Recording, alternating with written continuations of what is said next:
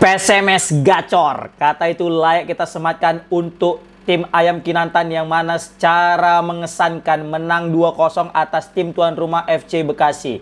Ini menjadi kekalahan pertama atau perdana daripada FC Bekasi di kandang mereka sendiri, yang mana sebelumnya di pertandingan-pertandingan sebelumnya mereka belum pernah merasakan yang namanya kekalahan di kandang mereka. Tetapi tim kuat itu, PSMS Medan, dengan secara meyakinkan mengandaskan perlawanan tim tuan rumah dengan skor meyakinkan 2-0 yang mana dicetak langsung oleh bomber andalan mereka yaitu Juninho Cabral. Wow, luar biasa. Udah pasti gak kayak pembawa-pembawa acara itu ya kan. Jadi gila, ini penampilan PSMS Medan betul-betul keren banget guys. Passing-passingnya satu duanya, penguasaan bolanya itu asli keren abis. Aku yang nonton dari awal sampai akhir PSMS Medan merasa bangga melihat permainan yang diasuh oleh Coach Neil Mejar dan didampingi oleh Coach Legimin Raharjo. Kita tahu Coach Neil sekarang sedang cuti karena anaknya sedang menikah dan digantikan oleh Coach Legimin, dan alhamdulillah Coach Legimin memberikan jawaban yang luar biasa daripada tanggung jawab ini guys.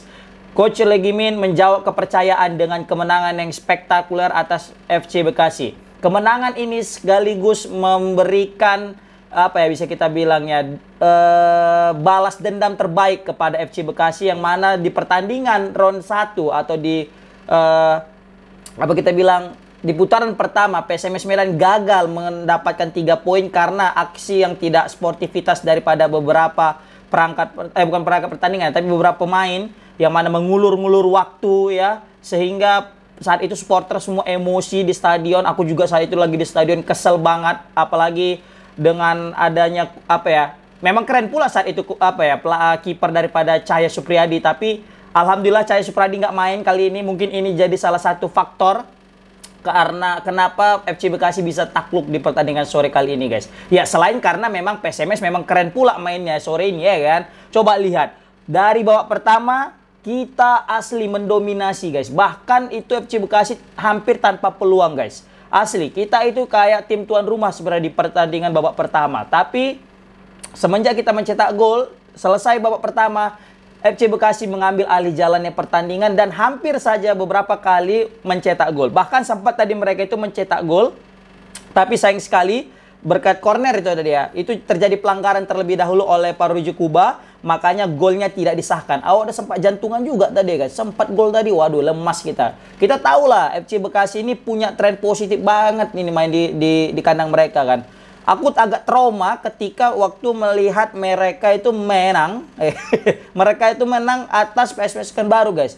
Bayangkan PSPS Pekanbaru udah unggul 2 gol ya di akhir-akhir pertandingan, tapi bisa jadi kena comeback dari unggul 3-1 jadi 4-3. Nah, makanya waktu PSMS unggul 1-0 udah menit 80-90, aku masih tetap deg-degan guys. Tetapi semenjak gol dari bukan 90, maksudnya ketika di menit 80 meskipun PSMS sudah unggul 1-0, aku tetap deg-degan. Tapi ketika sudah dicetak gol kedua yang dilesakan oleh Juninho Cabral, itu udah mulai agak tenang guys. Walaupun masih resah juga ya kan, takutnya kena comeback kayak Pekanbaru. Tapi alhamdulillah dengan pergantian pemain yang bisa kita bilang cukup ideal. Apalagi ini cerdas ya Coach Legimin mengganti pemain-pemain yang harus diganti. Mengingat tadi tuh aku melihat Sandi Sute. Pertama Sandi Sute mau dimasukkan, tapi kelihatan di situ si Ismi kayaknya sedang cedera.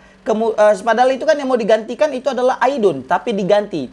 Sehingga Ismi yang ditarik keluar, Sandi Sute masuk. Dan pergantian selanjutnya adalah Kanu masuk menggantikan si Aidun yang memang sudah kram, udah kelihatan dari pertengahan babak kedua tadi guys. Tadi juga ada dapat kesempatan Angga, tapi sayang sekali dia belum bisa mengkonversi peluang itu menjadi sebuah gol.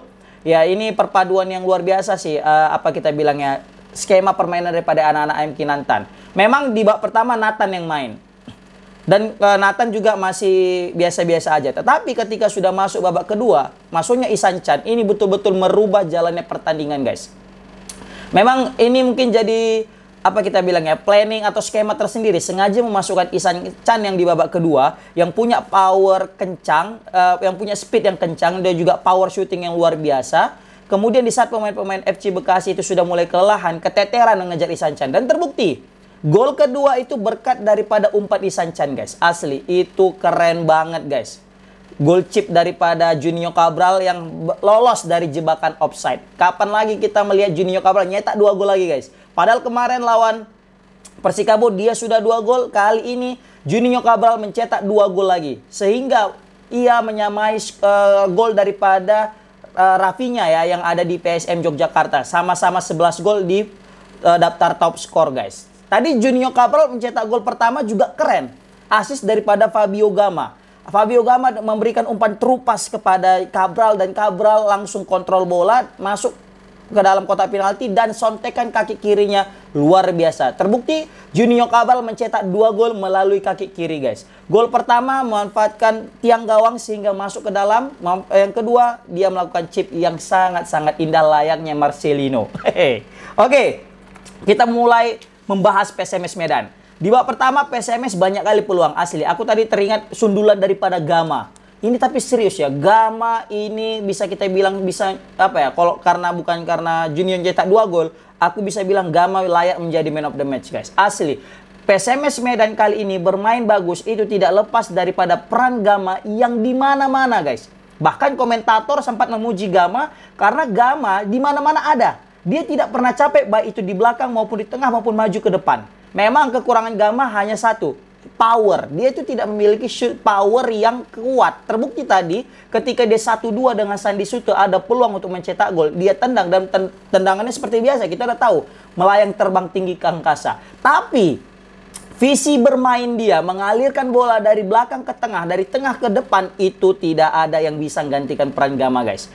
Aku bisa prediksi kalau misalnya Gama nggak main di pertandingan selanjutnya, digantikan dengan pemain-pemain kita yang lain, kayaknya PSMS bakal kesulitan guys. Apalagi Gama ini dia sudah memahami bagaimana pola permainan seorang Juninho Cabral. Ini pemain kan sama-sama Brazil. Jadi mereka itu udah kayak punya koneksi tersendiri. Mereka udah punya hubungan yang kuat. Jadi mereka udah saling paham dan lebih enak mainnya. Terbukti sering sekali Juninho Cabral itu mencetak gol melalui umpan-umpan manja daripada Fabio Gama itu sendiri guys. Asli, Fabio Gama keren banget. Memang banyak sekali kritikan-kritikan yang dilayangkan kepada seorang Fabio Gama karena memang dia yang terlalu ringkih ya dalam menendang, juga mudah jatuh ya. Tapi kalau untuk penguasaan bola, untuk mendikte permainan lawan, untuk mengatur ritme permainan itu nggak ada obat. Ini aku Fabio Gama itu kayak Luka Modric-nya, tapi versi yang nggak bisa nyuting. Kalau Modric kan bisa nyuting, nah ini nggak. Tapi kalau untuk mengalirkan bola, Gama layak kayak Modric guys. Tadi juga Kurniawan Karman ya, ada peluang syutingnya tapi masih bisa ditepis oleh kiper. Baru juga Bajo tadi itu asli, ada tadi umpan manja dia kepada Juninho Cabral yang mana back FC Bekasi gagal mengantisipasi. Tapi sayang sekali eksekusi daripada Cabral masih membentur Mister Gawang. Tipis sekali itu guys. Aku udah teriak aja tadi itu, pikir udah 2-0 ya kan.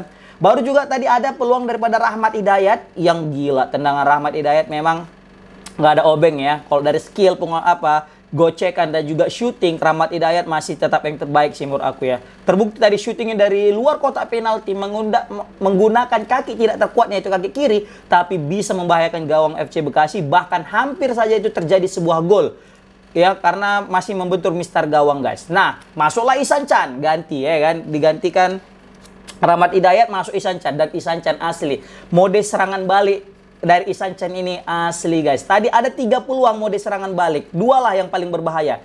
Yang pertama Ihsan Chan masuk, yang aku pikir Ihsan Chan itu mau nge-shoot. Ternyata Ihsan Chan malah mengoper ke Juninho Cabral and malah di clearance oleh back FC Bekasi. Padahal kalau misalnya Ihsan Chan nge-shoot, itu bisa jadi sebuah gol. Tapi aku apresiasi keputusan Ihsan Chan karena dia tahu Juninho Cabral lebih berhak kayaknya untuk mendapatkan itu guys. Karena secara finishing, Juninho Cabral jauh lebih mumpuni mungkin ya. Baru juga ada peluang kedua, Ihsan Chan lagi serangan balik. Tapi di situ yang menerima adalah Irwanto Bajo. Nah, di saat Irwanto Bajo itu ada peluang, aku pikir dia akan ngasih ke Juninho Cabral di sayap kanan. Tetapi dia sepertinya sudah bulat keputusannya untuk tarik kakinya dan langsung nge-shoot. Tapi sayang sekali masih tipis di atas gawang guys. Sehingga gol kedua pun tercipta melalui Ihsan Chan, kerjasama Sandy Suto, Ihsan Chan, baru juga diselesaikan oleh Juninho Cabral yang lolos dari jebakan offside. Nah, dengan kemenangan ini, PSMS Medan secara meyakinkan langsung naik ke peringkat kedua, yang mana sebelumnya PSMS terjebak di peringkat keempat dan PSMS masih menyimpan satu pertandingan, dan kali ini sama-sama dengan 12 pertandingan dengan kompetitornya yaitu PSKC Cimahi dan PSPS Pekanbaru, yang mana PSMS mendapatkan 3 poin sehingga poin mereka menjadi 22, unggul 2 poin daripada PSKC Cimahi dan PSPS Pekanbaru, dan masih terpaut 1 poin dari sang pemuncak klasmen, siapa lagi kalau bukan Persiraja Banda Aceh. Dan Persiraja Banda Aceh hebatnya lagi masih punya 1 laga lagi, guys. Ini menjadi kemenangan yang cukup berarti daripada PSMS Medan yang sebelumnya di putaran pertama sangat sulit untuk meraih kemenangan, bahkan 4 kali beruntun seri.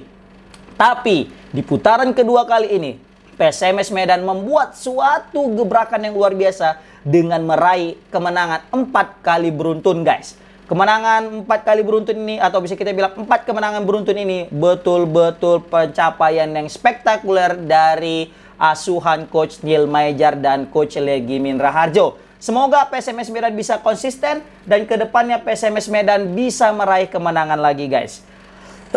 Selanjutnya PSMS kalau nggak salah nanti akan melawan Persiraja Banda Aceh, ya kan? Ini akan menjadi pertandingan seru, apalagi PSMS Medan sudah selesai dari masa hukuman larangan penonton, ya, menonton di stadion, guys. Oke.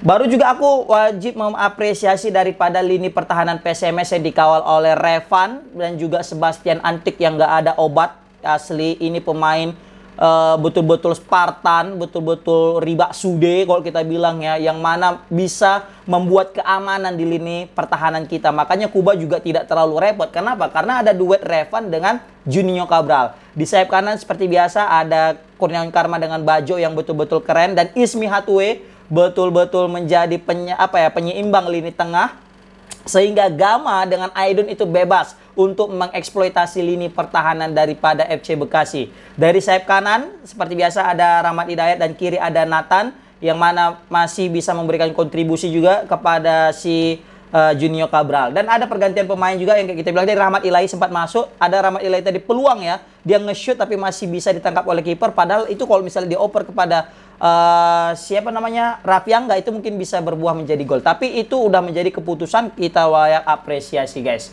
Oke, kemenangan yang berharga. Komen di kolom komentar gimana pendapat kalian, guys, tentang kemenangan PSMS Medan sehingga PSMS naik ke peringkat kedua. Assalamualaikum warahmatullahi wabarakatuh.